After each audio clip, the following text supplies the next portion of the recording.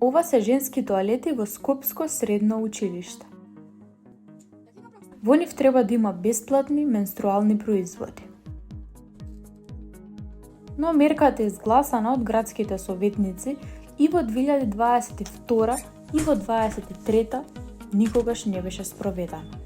Менструацијата останува луксус за многу жени и девојчиња. Една куса обиколка низ продавниците и брза математика покажуваат дека едно 4-члено семејство троши 3600 до 14.000 денари годишно само за вошки. Многу често слушаме ова го нема кај нас, секогаш ќе има пари за вошки и слично, иако цената на вошките и пред 2 години кога беше истражувањето беше висока, а сега после инфлацијата истата и не е ни променета, дури изголемена.